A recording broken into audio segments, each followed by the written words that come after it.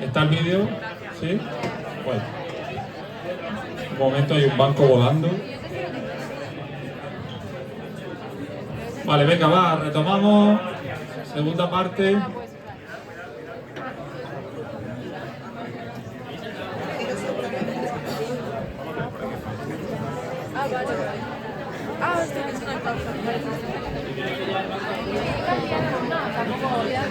Una cosa solo antes de que, mientras la gente va llegando.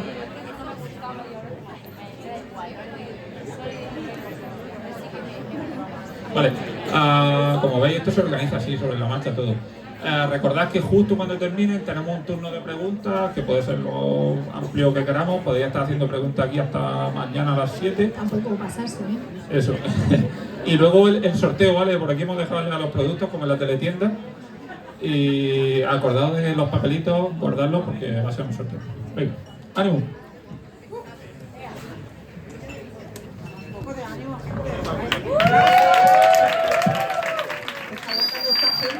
Tremenda chapa.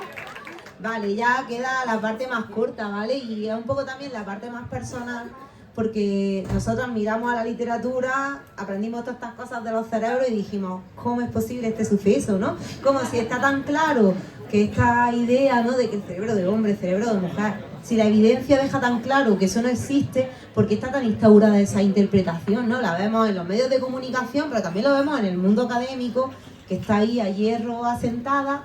Y bueno, en esta segunda parte, ¿no?, os vamos a contar un poco nuestras ideas de por qué creemos que eso sucede, ¿vale? Y... Vale, haciendo eso vamos a intentar abrir 3 melones. El primer melón es la cabeza de la persona que hace ciencia, ¿vale? Segundo melón es el método que utilizamos a la hora de aproximar este fenómeno. Y el último melón es el fenómeno en sí mismo, ¿no? ¿Qué pasa en el cerebro de chicas y de chicos, ¿vale? Y en cuanto al primer melón, os voy a pedir que participéis un poco, que veis en esa imagen.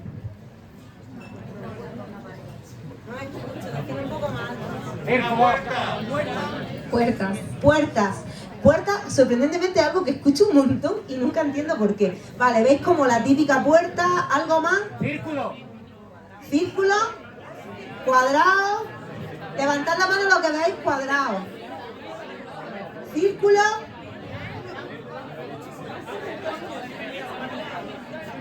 Ups. ¿Veis los círculos los que no los veis? Este es como el recurso más barato que jamás hemos utilizado en las charlas, pero siempre funciona. La persona que ha dicho círculo, por favor, abandone la sala. No, pero... Nos ha destrozado el efecto. No, pero está bien, porque siempre hay como una persona que ve círculos, la gente se queda como, what the fuck, ¿qué círculos ni círculos, no? Y poco a poco se propaga la idea de que hay círculos, cuando ponemos el circulillo ya la gente flipa, ¿no? Esto es un poco como, ya os digo, es el ejemplo más barato, es la imagen más cutre de la historia de la humanidad y la seguimos utilizando en todas las charlas, ¿no? Porque con estos píxeles en escala de gris, la gente sigue como demostrando este fenómeno. ¿Y cuál es el fenómeno? Pues que el mundo es un poco rarinchi, ¿vale? Y lo que percibimos de él siempre está sesgado. La gente que veía cuadrado al principio era como full cuadrado, puerta cenefa, ¿no? De repente ves el círculo y tu perfecto cambia. Esto habla bastante bien de nuestra naturaleza como personas, ¿no? Pues estamos en un mundo complejo en parte y en parte ambiguo sobre todo, que no sabemos muy bien qué está sucediendo. Y para poder gestionar todo eso de forma medianamente con elegancia, utilizamos truquillos, ¿no? Aquí lo tengo puesto como atajos, hay quien lo llama heurísticos, ¿no? En los cuales, pues desde la imagen esta súper cutre, como las situaciones de vuestra vida cotidiana, lo utilizáis para pues, poder gestionar la cantidad de información que os viene. Sin embargo, todo tiene una contrapartida, ¿no? El truco es bueno porque nos hace eficaces y ser fantásticos y súper adaptativos, pero después el truco a veces pues no es, ¿no? Tiene como la parte negativa, ¿no? Nos limita, ¿no? Nos seca en el entendimiento que tenemos del mundo. Y eso nos sucede a todos nosotros como humanos, a nosotras como científicas, y es como algo muy general, ¿vale? Yo voy a hablar de algunos de estos sesgos que ocurren en las personas de científicos que se dedican, ¿no?, en general, pero también en este campo concreto del neurosexismo y de esta información. El primero, yo tenía mi charlica pensada para decir, por lo mismo que habéis hecho vosotros en la tarea, no lo habéis hecho, pero es lo que nosotros solemos observar, ¿no?, la categorización. Cuando el mundo es complejo, lo más fácil es categorizarlo, ponerle nombre, ponerlo en una caja. Y cuando esas cajas son sexos, ¿no? Mujer y hombre, ya no solamente categorizamos, sino que dicotomizamos, discretizamos, hacemos que sea una realidad binaria. Y toda la complejidad que queda entre medio, todo el solapamiento del que hemos hablado, parece que es muy fácil que se escape, ¿no? Porque para simplificar toda esa realidad es mucho más fácil ponerlo pues, en esas dos categorías mutuamente excluyentes, ¿no? Que son los que, ¿no? Es uno de los procesos que ayudan a que se siga, ¿no? Promoviendo este tipo de conocimiento. Después hay otros secos, ¿no? Que son como más generales. Yo creo que en este os vais a sentir más familiarizadas, ¿no? Sego de confirmación. Mi hermana que siempre me provee de todos los memes del mundo me mandó este, ¿no? Soy la reina de la manifestación, todo lo que sobrepienso termina siendo real, ¿no? Yo creo que es algo que todos nos sentimos un poco reflejados, ¿no? Cuando tenemos una idea en mente parece que aquellas cosas acorde con esa idea son más palpables y más fáciles de detectar, y lo que no es congruente pues que se nos escapa, ¿no? En el campo este, pues bueno, tenemos nuestra hipótesis de que las niñas y los niños, sus cerebros son distintos, y nos centramos en esos cachos de la distribución que están únicamente asociados con un sexo y el otro, y todo el solapamiento, ¿no? Que es mucho más relevante a nivel estadístico, ¿no? En cuanto a peso, pues parece que se nos escapa y no hacemos mucho caso a ello. Y el último seco es el seco de causalidad. Y de nuevo, pues estoy muy influenciada por mis charlas con los chavales y las chavalas de instituto, ¿no? Nosotros les ponemos este ejemplo a los chiquillos, ¿no? Si llueve, se moja el suelo. Sin embargo, si encuentro el suelo mojado es porque ha llovido, y pues todo el mundo en clase, no maestra, porque eso es que alguien ha regado las plantas o que han tirado un cubo de agua, ¿no? Es muy evidente que si tenemos un evento que es consecuente de otro, no se puede hacer la misma lógica al revés, ¿no? El consecuente no lleva unívocamente al antecedente. Sin embargo, esta cosa que es tan fácil de desmontar con adolescentes, cuando te lo lleva a la neurociencia, la gente colapsa, ¿no? Y encontramos pues esta realidad, ¿no? Si experimentan emociones y procesos de emociones, se me activa la amígdala. Sin embargo, cuando se me activa la amígdala, ¿es porque se superemociona? Pues parecería que no a nivel lógico, pero es una cosa terriblemente frecuente en la investigación de neurociencia, ¿no? Como que se hacen artículos en plan, que no, hombre, que no puedes hacer eso, ¿no? De hecho, se llama inferencia inversa, ¿no? Cuando tú asumes que por encontrar algún resultado en una zona del cerebro, eso implica necesariamente que pues somos más intuitivas o son más analíticos, ¿no? Es inferencia inversa. En el caso del neurosexismo hay doble inferencia inversa, que ya nos lo contaba Mar antes, ¿no? Porque no solamente decimos que esas regiones que aparecen iluminadas es por ciertos comportamientos o ciertas condiciones, sino que además hablamos de la mayor causalidad, ¿no? De es innato, hemos nacido para ello y esa es la causa de que niños y niñas, ¿no?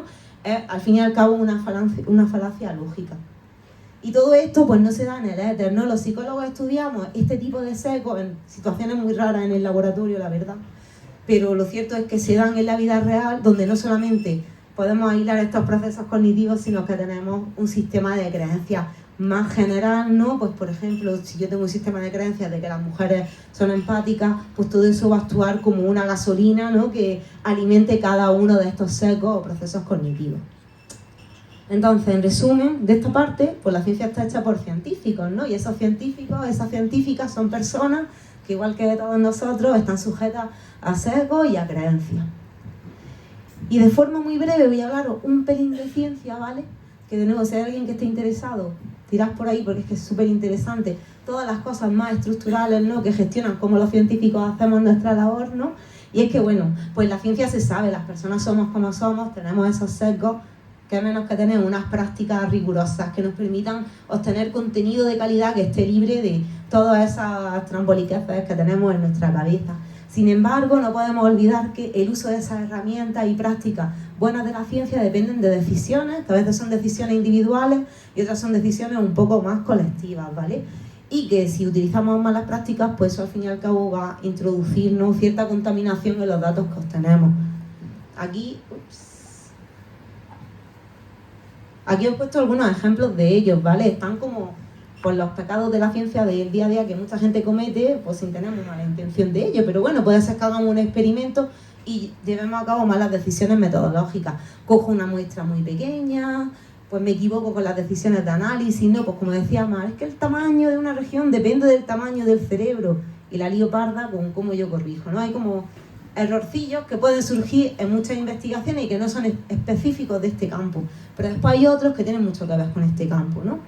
Por ejemplo, hipótesis a posteriori, que se dan en otros campos. Bueno, aquí tengo el esquema del método científico, ¿no? No sé si estáis todos muy familiarizados, pero las hipótesis son predicciones que hacemos las científicas y los científicos y las hacemos antes de hacer el experimento. Es fundamental a cómo, digamos, se genera el conocimiento científico. Y a posteriori es que hace el experimento y después dice, pues que me he equivocado, que se me había olvidado esa hipótesis que tenía yo en mente, ¿no? Y esto es como muy jugoso en estudios que dan lugar a conclusiones neurosexistas, ¿no? Porque pues hacemos un experimento para estudiar la atención y a posteriori dices, pues no estaría chulico yo que dividiese una muestra entre chicos y chicas a ver qué pasa. Y eso son unas hipótesis que son a posteriori y para las cuales tu experimento no está preparado para contrastar, ¿no?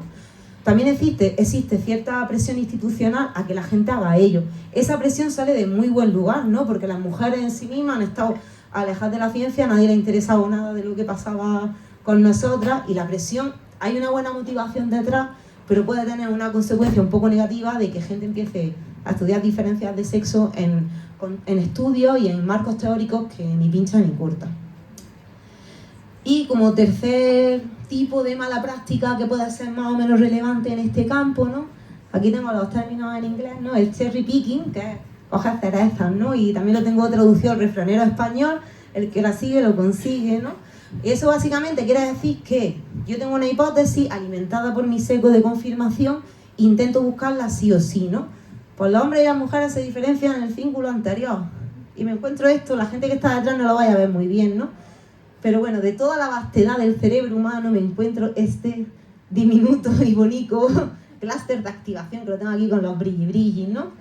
Y me centro en eso y digo, en efecto, hay diferencias en el cíngulo anterior e ignoro que en el resto del cerebro no hay diferencias significativas. Eso es un poco la idea del cherry picking, por eso se dice coger cerezas, ¿vale?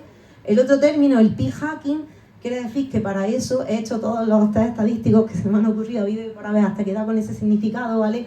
Por eso el nombre de p-hacking, ¿no? Hackear un poco la estadística hasta que me salga el resultado que quiero encontrar. Y todo eso, pues bueno, llega como a una incidencia demasiado alta de falsos positivos, es decir, diferencias que realmente no son diferencias, y también llega a una baja replicabilidad que la habéis visto, ¿no? Hago un estudio, me encuentro una cosa, hago el mismo estudio, me encuentro una cosa distinta, todo eso tiene que ver con esas malas prácticas. Y eso que os he contado parece que pone la responsabilidad en el individuo, ¿no? En el científico que hace el cherry picking, ¿no? Todas estas personas individuales. Pero es cierto que la ciencia es algo colectivo, ¿no? Entonces depende de cómo se acumule la evidencia. Y en cuanto a eso, pues también tenemos algunos problemas, ¿no? Se conoce como sesgo de publicación, pues si pues tengo una revista y quiero que se publiquen cosas súper vendibles y súper sexys, y yo voy a decir que no existen diferencias entre chicos y chicas, puede ser que haya un sesgo y que me digan que me busque la vida y vaya a otro lado, ¿no? Y todos esos artículos con resultados negativos se queden, pues bueno, como lágrimas en la lluvia. Aquí un poco son datos de un metaanálisis que intentaba mirar justo esto, ¿no? Según los estudios, empiezan a incluir mayor número de personas para comparar entre diferencias de hombres y de mujeres, tienen menos resultados y menos diferencias entre ambos sexos, lo cual parece indicar que aquellos estudios que realmente demuestran que no hay diferencias no están pasando ese umbral de la ciencia, ¿vale? Y bueno, para terminar, pues poner un poco de énfasis que esto pues parece que es mucho responsabilidad individual, pero realmente depende mucho del sistema o de la cultura que impere en la ciencia. La verdad estoy contenta de decir que la cultura parece que va mejor, pero es una cultura pues terriblemente competitiva y quizás algunos catedráticos o catedráticas que toman decisiones un poco ocultas no dependan tanto de ese sistema, pero aquellas personas que están un poco pues de ahí ya, pues bueno, son más proclives, ¿no?, de cometer todos esos pecados que llevan a un campo un poco secado. Entonces es importante entender todas las cosas en su contexto, ¿vale? Y como conclusión, pues bueno, el uso sistemático de malas prácticas quizás lleve a unos datos sistemáticamente equivocados, alineado con los pensamientos de Luis Ciria de antes. Hay que confiar en la ciencia siempre, ¿no?, porque es como el mejor método para acceder a la verdad, pero entre medias, por si acaso, mantenernos un poco críticos al respecto. Bueno, y aparte de todas estas cosas que nos ha contado Ana Paqui, ¿no?, de los sesgos que tenemos por ser humanos, de las prácticas, de la ciencia, Hay también como dos explicaciones muy importantes que parece que se olvidan cuando encontramos resultados como diferencias cerebrales o como diferencias en comportamiento, ¿vale? Parece que se olvida y nos vamos a lo innato, ¿vale? Pues si hay diferencias es que esto es innato, biológico, ¿vale? Veamos que esto no es siempre así. Y la primera de estas razones o explicaciones que podemos encontrar a la base de diferencias cerebrales o de comportamiento es la socialización, ¿vale? ¿Qué es la socialización? Pues al final es cómo nos desarrollamos como individuos en un mundo social. Y para nuestra sociedad el sexo es algo súper relevante, ¿vale? Desde el minuto que sabemos que un ser humano se está gestando en una barriga, la primera pregunta que vamos a hacer siempre, ¿cuál es? Niño o niña, ¿verdad? Y solamente, ya dentro de la barriga, el saber si lo que viene es un niño o una niña cambia nuestro comportamiento con ese bebé dentro de la barriga, ¿vale? Hay estudios que demuestran que la forma en que se habla al bebé en la barriga cambia, modulamos nuestro tono de voz según si es un niño o una niña, y también modulamos la forma en que interpretamos las patadas y movimientos del bebé, según si pensamos que es un niño o que es una niña. O sea, que fijaros, ¿vale? Y esto todavía, esta persona no ha nacido. Seguramente también os suenan estas fiestas que se han puesto mucho de moda ahora, que se llaman de gender reveal o de revelación de género. Son pues como el culmen de lo que nos importa como sociedad, el sexo de las personas, ¿vale? Antes de nacer, pues hace una super parafernaria para enseñar pues si lo que viene es una niña o es un niño. Y esto nos ha traído pues vídeos que se han hecho muy virales, absolutamente desagradables, de padres y madres, generalmente más padres, celebrando como locos con sus colegas que pues sea un niño, o rompiendo cosas porque es una niña, ¿vale? La criatura por ahora, por suerte, no se ha enterado, pero los hermanos y hermanas de esa criatura, pues no sé cómo se sentirán al ver, ¿no?, esa respuesta una vez que se conoce el sexo. Esto es solo el principio, y una vez que la criatura nace y llega a este mundo, empieza pues toda una cascada de cosas que son distintas para uno y para otra, solo por el hecho de ser una niña o un niño, ¿vale? Si te ponen pendiente o no, eso solo depende de que seas un niño, bueno, en este caso una niña. ¿Qué ropa te ponen? ¿Qué zapatos te compran? ¿Qué juguetes? ¿Cómo decoran tu habitación? ¿A qué actividades extraescolares te apuntan? ¿Cómo te hablan? ¿Cómo interpretan tu comportamiento? Es decir, cientos y miles de cosas, ¿vale? Y yo estoy segura de que aquí muchas personas pensaréis, yo a mi hijo, si tenéis, o en el futuro, intentaré educarlo de una manera pues lo más igualitaria posible, que está estupendo, ¿vale? Pero siento deciros que hoy en día es prácticamente imposible luchar contra esta socialización de género, porque está por todas partes, porque la van a recibir de otras personas de su familia, de los colegios, de la tele, de los cuentos, de las películas, yo qué sé, de donde se ocurra, de todas partes, de los catálogos de juguetes, les va a llegar de todas partes. Y ya sabemos que con 2-3 añitos claramente aprenden a qué categoría pertenecen, y desde ese momento se empiezan a comportar como lo que llamamos detectives de género, ¿vale? Los niños y niñas en este momento, en cuanto aprenden cuál es su categoría, se convierte en algo súper relevante, y entonces empiezan a intentar encontrar cuáles son los comportamientos y las actitudes que son asociadas a su sexo o al otro, ¿vale? Y esto, bueno, pues es muy difícil de combatir hoy en día.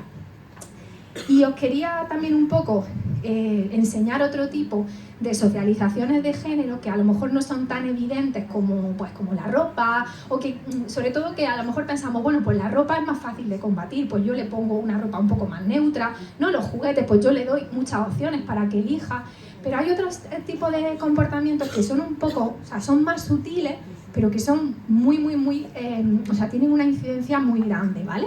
Y es, por ejemplo, cómo interpretamos distintas capacidades en niños y en niñas. Por ejemplo, cuando niños y niñas sacan buenas notas, es decir, son niños que tienen un alto rendimiento, en los niños esto se atribuye a la inteligencia, ¿vale? Es que es un niño muy inteligente. Sin embargo, en las niñas se suele atribuir al esfuerzo, es que es una niña muy trabajadora. De forma muy perversa, cuando ocurre lo contrario y ese niño saca una mala nota, se dice, ah, es que no ha trabajado, no se ha esforzado esta vez, es que es un niño un poquillo vago, pero listo es, ¿eh? Mientras que en las niñas, cuando se equivocan, esto se atribuye, aquí ya no es que no haya trabajado, que era lo que hemos dicho antes, sino que es que no tiene la capacidad suficiente. Capacidades como el liderazgo, la competición, en los niños se traduce en algo, o sea, se interpreta como algo positivo, es algo natural en ellos y de hecho, bueno, pues es muy positivo para muchas profesiones del futuro, ¿no? Sin embargo, en las niñas son niñas que se atribuyen o se interpretan como niñas mandonas e intrusivas. Y capacidades como, por ejemplo, la curiosidad, el cuestionamiento, en los niños, pues de nuevo se destaca como algo positivo, es un niño inquieto, es un niño curioso, va a ser un científico estupendo. Sin embargo, para las niñas, esas mismas capacidades las consideramos impertinentes y desafiantes, ¿vale? De hecho, para hacer esta diapositiva, busqué en Google niña mandona, me encontraba infinitas imágenes pues parecidas a estas. Sin embargo, cuando escribí niño mandón, primero que suena casi que un poco raro, ¿no? Esas dos palabras casi nunca van juntas. Pero aparte es que las imágenes que me encontraba son de este tipo, ¿vale? Que pues alguien no lo lee, lo que dice es, no es que yo sea mandón, es que soy el jefe, ¿vale? O sea, fijaros la diferencia en cómo interpretamos las cosas que hacen los niños y las cosas que hacen las niñas, ¿vale? Aquí todavía están lejos de elegir una carrera profesional, pero esto sí que tiene un gran impacto en, por ejemplo, pues las asignaturas que les gusten, que les atraigan más, en las actividades extraescolares que demanden y, pues por supuesto, en su propia autoestima, ¿no? En lo que se proyecten, en lo que crean que pueden llegar a ser, en las profesiones que crean que pueden desarrollar, porque les estamos mandando mensajes absolutamente diferentes. Hay un estudio que quizá os suena porque se hizo muy famoso, que ya nos dice que con 6 añitos las niñas se sienten menos inteligentes que los niños. Y esto es bastante fuerte, ¿vale? Y bueno, pues luego estos niños y niñas van a ser los profesionales del futuro, van a desarrollar una vida y nos sorprendemos de que haya diferencias y diferentes ratios de hombres y mujeres en determinadas profesiones. Pues yo lo que me resulta es para nada sorprendente, ¿no? De hecho, cuando hablábamos de la autoestima, cuando se evalúa la autoestima en mujeres y en hombres, se ha hecho una encuesta como en 50 países, en todos ellos las mujeres puntuamos más bajo en autoestima. Y la otra cosa que se nos olvida cuando encontramos diferencias de sexo o diferencias en comportamiento, es un término que se llama, un concepto que es la plasticidad cerebral. Y es que nuestro cerebro tiene una capacidad pues muy chula, que es plástico. Eso significa que es modelable. Hay muchas cosas que tienen la potencia de cambiar y de moldear nuestro cerebro. De hecho, muchísimas cosas. Dónde vivimos, qué idioma hablamos, qué estudiamos, qué deporte practicamos, con quién nos relacionamos, qué cosas nos han pasado en la vida. Todo eso tiene la capacidad de moldear nuestro cerebro. De hecho, hay un estudio pues, que es como el típico que se cuenta para ilustrar la plasticidad cerebral, en el cual pues, a un grupo de estudiantes se le realizó un entrenamiento en malabares durante un par de meses, unas cuantas sesiones a la semana. Y observaron su cerebro antes y después de ese entrenamiento. Pues lo que encontraron es que en determinadas zonas del cerebro, que son las que están en amarillo, se había producido un cambio en el volumen de esa región, ¿vale? Con respecto a antes y después de realizar el entrenamiento. Y esas áreas en concreto están relacionadas con las capacidades visoespaciales, que son las que entendemos que se entrenan pues, con este tipo de entrenamiento. O sea que fijaros que una tarea pues, muy cortita en el tiempo y sin mucha importancia ha producido cambios en nuestro cerebro, pues qué cambios no puede producir en nuestro cerebro y en nuestro comportamiento, pues un entrenamiento repetido con juguetes distintos, con ropa distinta, con mensajes distintos, ¿no? Pues todo eso evidentemente pues probablemente está a la base de muchas de las diferencias que podamos encontrar. Y quería terminar contando este mensaje, o sea, este estudio que me parece bonito y triste a la vez, pero que me gusta, o sea, me ayuda a dejar un poco el mensaje final que os quería transmitir. bueno, en este estudio básicamente lo que hicieron fue que a un grupo de padres le presentaron distintas afirmaciones, como por ejemplo, pues le compraría una muñeca a tu hijo o apuntaría a tu hijo a clases de ballet, ¿vale? Entre el 70 y el 90% de los padres respondía que sí positivamente, es decir, respondía pues contra esos sesgos de género, diciendo que sí, que claro que le compraría una muñeca. A esos mismos niños se les pidió que eligieran una serie de juguetes, ¿no? Se les presentaban muchos juguetes y se les pedía que eligieran pues con cuál querían jugar. Y posteriormente se les preguntaba si creían que a sus padres les parecería bien que hubieran elegido algunos de esos juguetes, ¿vale? Y le preguntaban, ¿crees que a tu padre le parecería bien que hubiera jugado con una muñeca o con un juego de té? Pues solo el 9% de los niños respondió que sí pensaba que a su padre le parecería bien que jugara con una muñeca, ¿vale? De aquí podemos extraer dos conclusiones. Quizá estos niños han malinterpretado, ¿no? Es decir, bueno, pues como hemos dicho, los niños son detectives de género y aunque ese padre a lo mejor esté siendo muy igualitario en su educación, quizá ha captado todos esos mensajes de muchas otras partes y ha interpretado que a su padre no le parecería bien. También puede ser que a los niños se les dé muy bien captar verdades ocultas y que aunque de forma, digamos, explícita manifestemos que nos parece estupendo que nuestro hijo juegue con una muñeca, hay determinadas actitudes, comportamientos, miradas, gestos que le están transmitiendo la idea de que a lo mejor no le parece tan bien, ¿no? Así que un poco lo que os quería contar, o sea, un poco la conclusión que os queríamos transmitir es que todo el mundo, todas las personas que estamos aquí tenemos sesgos, ¿vale? Por más deconstruidos que creemos que estemos en la igualdad, en las diferencias de género, en la raza, que nos creamos que somos súper progres en todo, todas las personas que estamos aquí tenemos sesgos, porque hemos crecido y hemos sido socializados en una sociedad pues, que es machista, que es racista, que es homófoba y un largo etcétera. Entonces, esos sesgos están ahí. Así que lo importante es que los aceptemos porque eso nos ayuda a darnos cuenta y a poder cambiarlo, ¿no? A que cuando se nos escape una frase, a cuando se nos escape esos sesgos, los pongamos en marcha, pues sepamos identificarlos y sepamos deconstruirnos. Vale, pues ya sí que sí, hemos llegado casi al final de la charla, os vamos a dar solo las conclusiones para que podáis ir ya a vuestra casa, ¿vale? Y bueno, que hay un sorteo por ahí, sí, hemos escuchado. Bueno, os hemos dado muchísima información, hemos contado una historia súper larga y os queremos decir como las preguntas que imagino que tendréis en la cabeza, porque después de hablar de esta temática con mucha gente, son las que terminan quedándose en el tintero. Y después de la experiencia que hemos tenido pensando sobre el tema, pues queremos que no se queden tan en el tintero para vosotros. La primera pregunta es, ¿existen dos cerebros, no? Como esa idea de dos cerebros distintos, organizados distintos, que funcionan distintos. Y para esa, pues bueno, tenemos una respuesta cerrada que queremos que os llevéis, y es que la evidencia hasta el momento no avala ese dimorfismo en el cerebro, ni en cuanto a anatomía, ni conectividad, ni funcionamiento. Sin embargo, después de lo que acaba de contar Mar, seguro que os preguntáis, ¿no? Tanta diferencia en la crianza, en la culturización. ¿Existe algún tipo de diferencia? Y claro que sí, ¿no? Es de esperar, ¿no? Nuestro cerebro tan plástico, un contexto tan diferente entre chicos y chicas, claro que cabe esperar diferencias, ¿no? en cómo procesa nuestro cerebro la información, igual que se esperan diferencias entre personas que no tienen nada de experiencia por resolviendo la tarea esta de rotación mental y las personas que tienen mucha diferencia.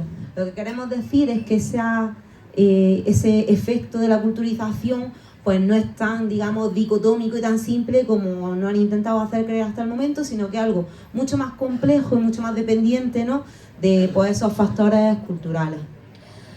También queríamos hacer un poco de énfasis, ¿no? Sobre la idea de cómo estos hallazgos del cerebro tienen que ver con la sociedad, ¿no? Esas diferencias que se puedan encontrar tienen que ver con cómo funciona la sociedad en torno al género. Por ejemplo, mujeres que con mayor frecuencia se dedican a la crianza o que se matriculan en psicología, o chicos que con mayor incidencia se matriculan en carreras de STEM o acceden a puestos de liderazgo. Y la respuesta también rotunda que tenemos al respecto es que no hay nada en los datos del cerebro que justifique el status quo que hay ahora mismo en torno a hombres y mujeres. Y lo último que queríamos decir, que también en cuanto a estas preguntas, que también surge bastante, ¿no? en el debate es si tiene sentido, ¿no?, que se sigan estudiando y comparando el sistema nervioso central, ¿no?, el cerebro de hombres y mujeres. También queríamos deciros que sí, ¿no?, que hay muchísimas variables de interés, por ejemplo, incidencias de trastornos, ¿no?, que afectan a la salud mental, cómo distintos fármacos se procesan en el cerebro, que son diferentes entre hombres y mujeres y que realmente es importante seguir investigando al respecto. Lo que también es importante es tener en cuenta todas las cosas que hemos hablado y el impacto que todo eso puede tener a nivel de la sociedad. Bueno, como resumen queríamos un poco que os llevarais como algunas ideas principales. Ya de verdad terminamos con esto, y es que, como ya os he dicho, creo que ya os he insultado con ello, todo el mundo tenemos sesgos y creo que es importante entenderlo y entender que las personas también hacemos, la ciencia se hace por personas y por tanto en la ciencia también hay sesgos, ¿no? Que nuestras capacidades, comportamientos son muy complejos y no están explicados por un solo factor reduccionista, sino que están influenciados por muchos factores biológicos, sociales, culturales. Y sobre todo queríamos dejar claro que cualquier diferencia que podamos encontrar a nivel biológico jamás debería ser usada como un argumento para sustentar desigualdades en cualquier ámbito, ¿no? Y pues ya está, con esto cerramos. Queríamos daros las gracias por todas las personas que habéis venido y todas las que os habéis quedado, a pesar de que nos hemos enrollado un buen rato. Esperamos que os haya gustado, que haya resultado interesante. Tenemos ahora un ratillo si queréis hacernos alguna pregunta, pero no demasiada. Y gracias a la organización Psychobias por habernos invitado. Y no sé, se me olvida. Bueno, y a nuestro proyecto de Construyendo el Neurosexismo, también a todas las personas que forman parte de él, porque al final pues esta charla se ha podido hacer gracias a todas esas personas. Y algo más se me olvida. Y bueno, como habíamos contado al principio, nosotras empezamos en esta organización también y queríamos recordar aquellos tiempos. A todos los abuelos y abuelas que abueletas de la sala.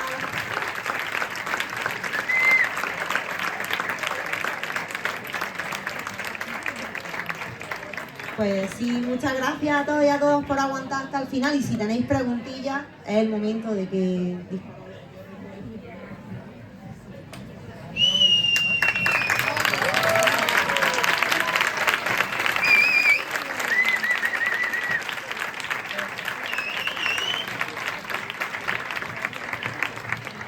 La pregunta sería si podemos participar en algún tipo de investigación, cómo podemos hacerlo, si podemos ser sujetos de estudio y cuál es el proceso. Ya, pues no. Pero ¿te refieres a estudios relacionados con la temática de diferencias entre hombres y mujeres? Nosotras particularmente no hacemos estudios así. En el CINCIG, en nuestro centro de investigación, hay una plataforma donde podéis registraros y hay pues están publicitados como todos los experimentos que se llevan a cabo en el centro. Hay de muchas temáticas distintas porque es un centro muy variado y podéis ver pues si alguna os interesa y os gustaría participar. Es verdad que no hemos dejado el enlace. Normalmente hacemos la promoción de la plataforma de experimentos justo en esta. No hemos dejado la diapositiva. Pero si buscáis Zona CINCIG en Google, os sale toda la información para ser participantes.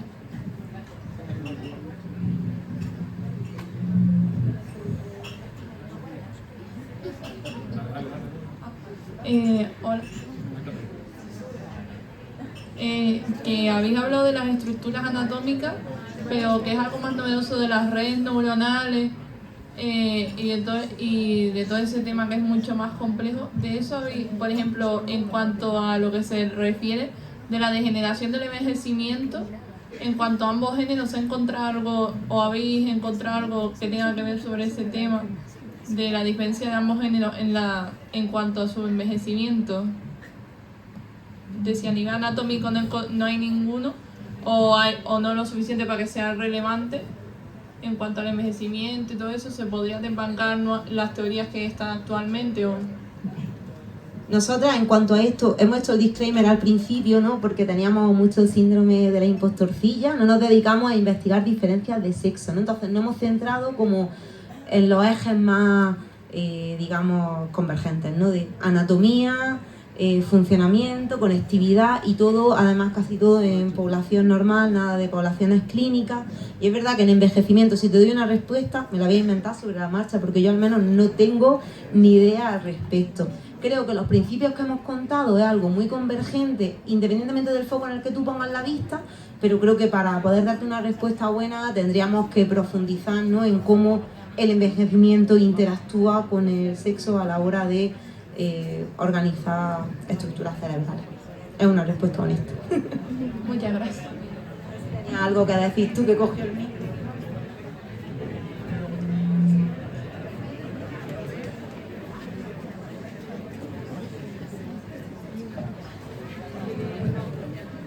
Hola, yo tengo una pregunta totalmente naif porque no me he leído estos estudios. Entonces, mi pregunta es si todos estos estudios tienen a personas cisgénero o si también tienen a personas trans, porque no sé si estamos buscando solo los factores biológicos o también los factores sociales y de socialización. Bueno, yo creo que la mayoría de estudios no creo que se vayan, o sea, hasta ahora por lo menos no creo que no se metían en ese pantano, ¿no? Porque al final es más fácil pues eso, dicotomizar y decir, pues estudiamos diferencias entre hombres y mujeres. Entonces creo que la mayoría de los estudios están basados en clasificar a partir del sexo.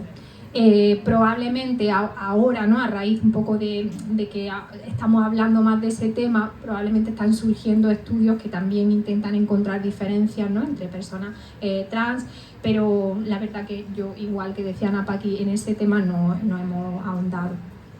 No sé. Está siendo, bueno, esto es como, para mí el grandísimo melón, ¿no?, porque en todas estas investigaciones, de hecho siempre tiene el disclaimer de, como no tenemos una forma estandarizada ahora mismo en estas investigaciones de diferenciar una cosa de otra, está siempre basada en personas cisgénero, ¿no?, y empieza a hacerse investigación al respecto, pero como que muchas de las... Yo lo que he leído sobre todo es investigación en niños, ¿no?, y una de las grandes críticas que hay es las herramientas que se disponen en ese contexto de investigación a la hora de medir el género como algo independiente del sexo, ¿no?, que es como... es un tema candente y... vaya, es un melón bueno que todavía falta. Yo creo que en el debate está como en el paso inicial y queda todavía que inflexione del todo para eso, pero es una pregunta, vaya, súper relevante ahora mismo.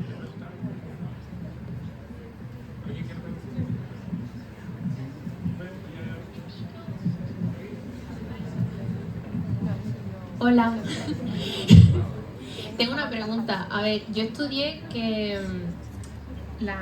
perdón, me voy a acercar un poco.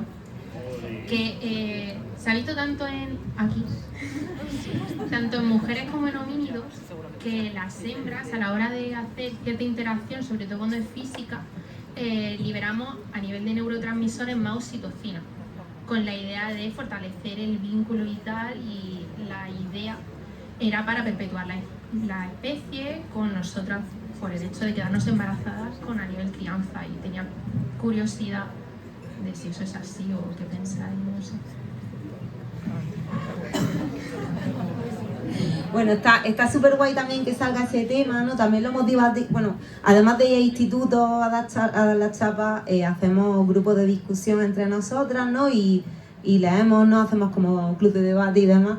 Y también hemos estado muy interesadas de cómo incorporar literatura de animales en general, ¿no?, de psicología comparada y también de primates y demás, y es cierto que el nexo no es como súper fácil de hacer.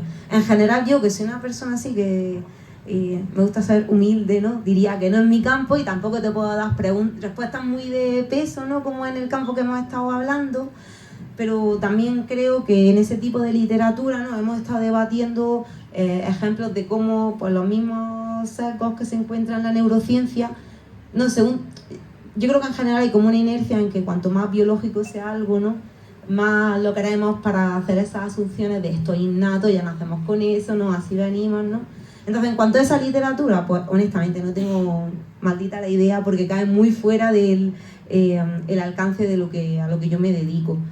Pero creo que es una literatura relevante para pensar y sobre todo para pensar con el espíritu crítico, ¿no?, que hemos estado hablando. Sí, justo una copia en el intermedio me preguntaba también por el tema de las hormonas, ¿no? Que como veréis pues no hemos tratado ese tema porque consideramos que no tenemos la formación para tratarlo, ¿no? Porque al final nosotros estudiamos comportamiento y cerebro y las hormonas se nos escapan un poco y bueno, pues este tema de neurotransmisores iría un poco de la mano y lo que le comentaba a ella de lo que hemos leído es que primero a veces se intentan trasladar resultados de estudios con animales y se intenta trasladar de manera como totalmente, ¿no? Pues como esto pasa en las ratas cuando crían a su cría, pues esto ocurre en las mujeres cuando crían también, ¿no? Y bueno, creo que hay un salto muy grande pues porque tenemos toda la cultura y socialización de la que estábamos hablando. Entonces, pues justo con lo que decía Ana Paqui, que estas cosas que nos parecen como tan biológicas, parece que las damos como muy por sentadas, cuando como humanos tenemos una cultura, una socialización y nuestro comportamiento no está explicado puramente por nuestras respuestas hormonales, ¿no? O innatas, aunque evidentemente no negamos pues, su relevancia. ¿Alguien más? Yo quería...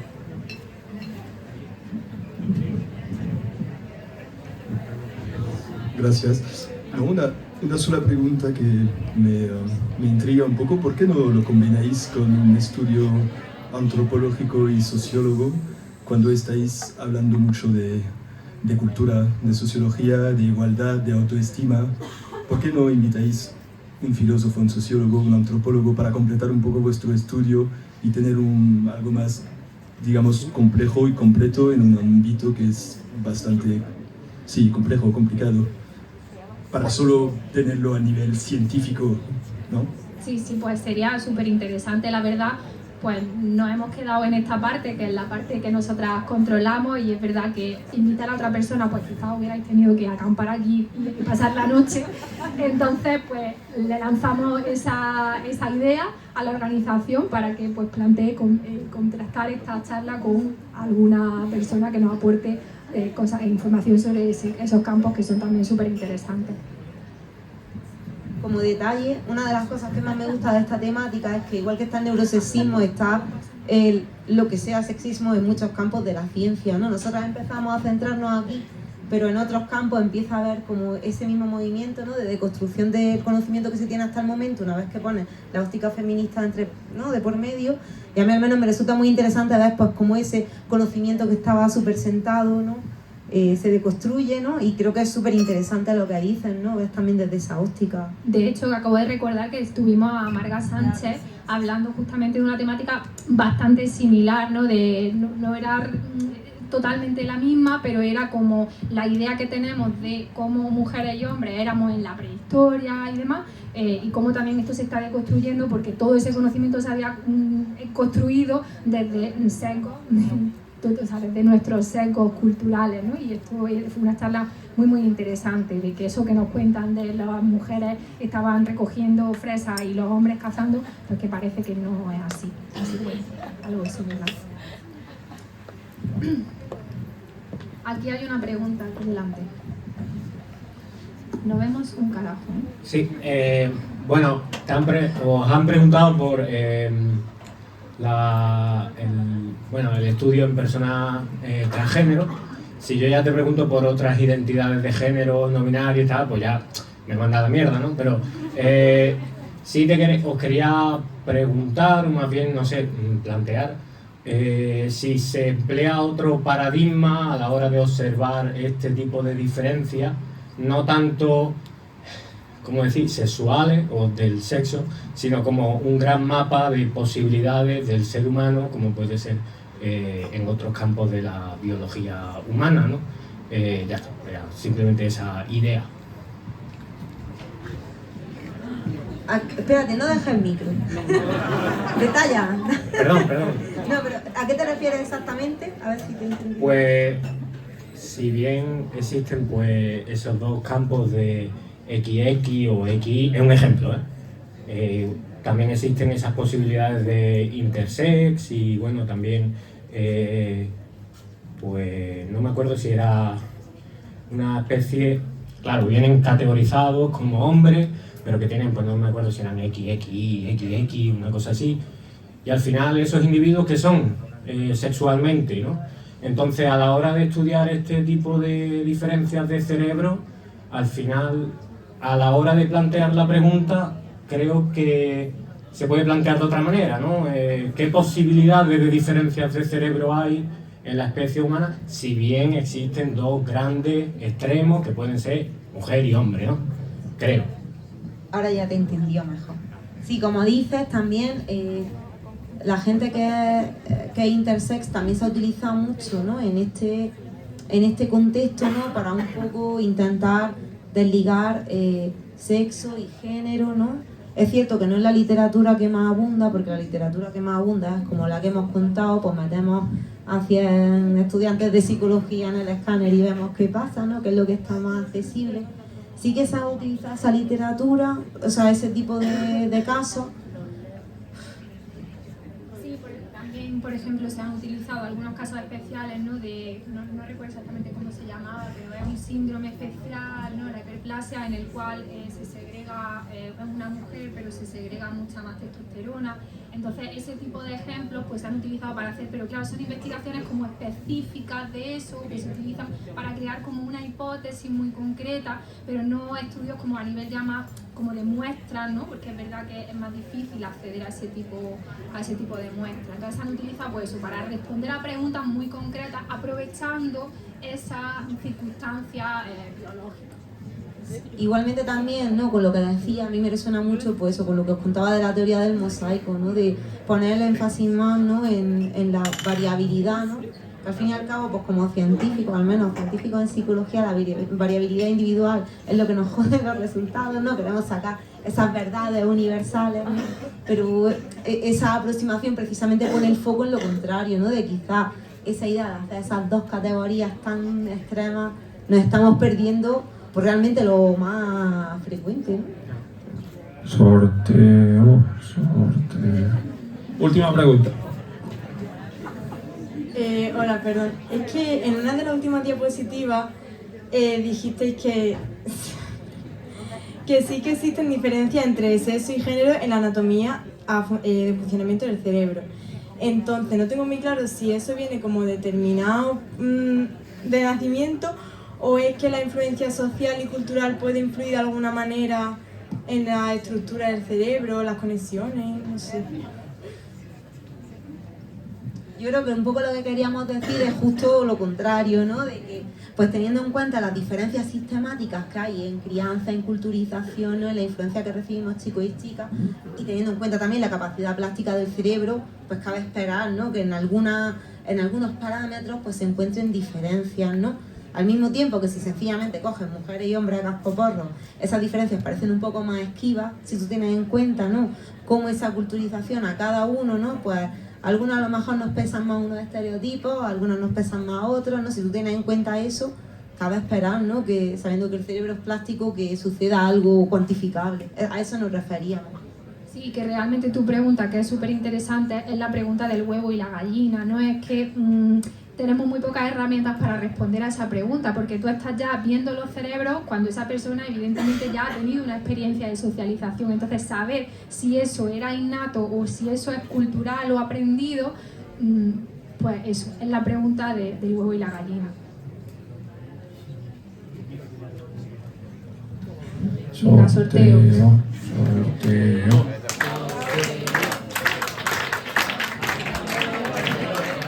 Ya está bien la broma. Muchas gracias por todas las preguntas. Significa que ha sido muy interesante para el público. ¿Alguien puede pasar por el celular? Sí, vale.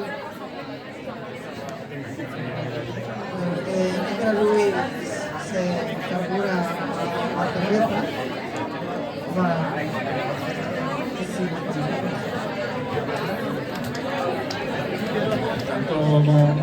Bueno, ahora os pedimos que un aplauso final, bueno, por sí, favor, para María, Natalia.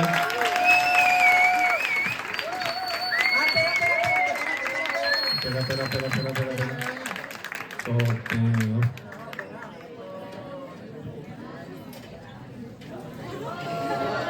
Este es el regalo que se llevan todas las personas que exponen en Psychobios, que es la taza exclusiva, no a la venta.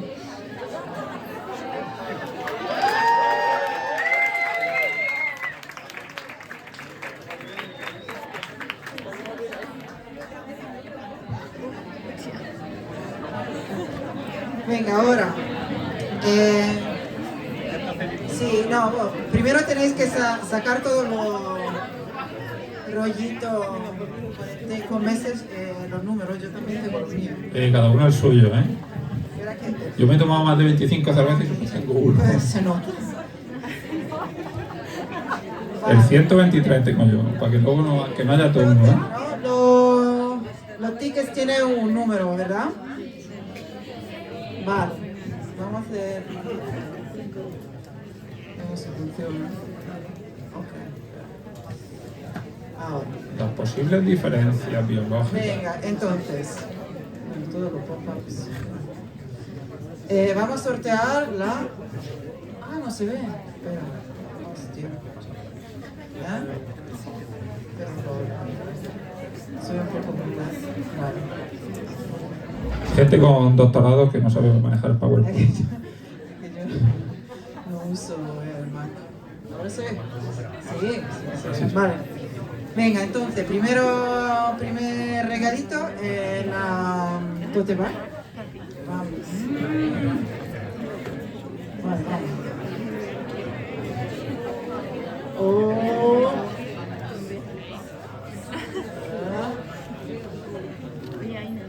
Número 194. Ah. ¿Nadie? Sí, se escucha alguien. Ah. Va, otro. Va. Remove choice. No sé. ¿Qué estás haciendo? Ojo. Ojo. 61. Este es de los primeros que haya llegado. Ojo, tenemos.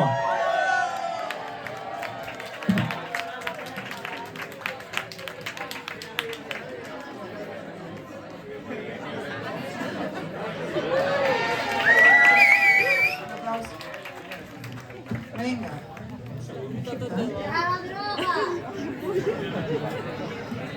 Claro.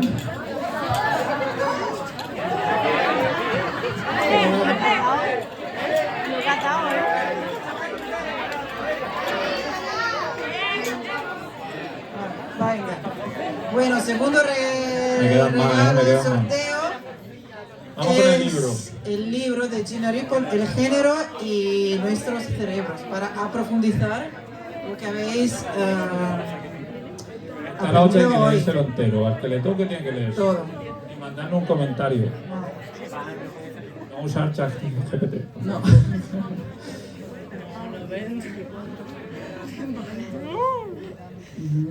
¡41!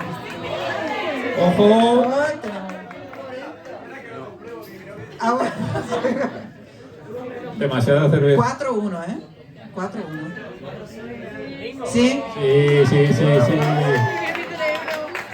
Sube que te dé vergüenza. Sube. ¿Cómo te llamas? Sube. Diego. Enhorabuena, Diego. Venga, espera, unas cuantas chapas.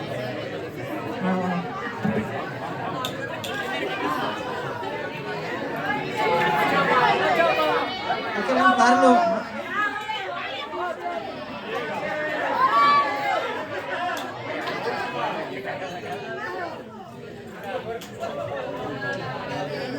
Bueno, y tercero. La joya de la corona. ¿Cómo?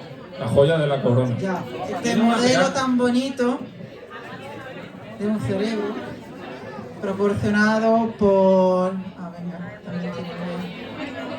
Por Your Own Anatomical Model de nuestro amigo y compañero José Manuel. Vamos. ¿Listo? Dale. Vale, vale. El 123. No. 123. 8. Ah, no está. 8 no está. Vale. No está porque no es el mío. Otro. Vamos. No hay 8, espera. También. ¿Quién va a estar 8?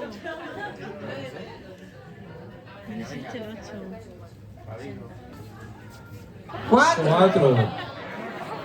Y que esos son los nuestros, porque llegamos primero. ¿Lo tenemos? No.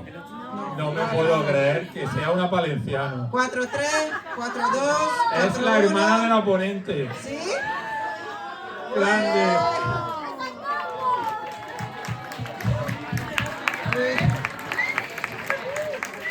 Bueno. Muchísimas gracias. Muchísimas gracias. Y nos vemos el 25 de febrero para la Psycho Beats sobre True Crime. Gracias. Muchas gracias a todos.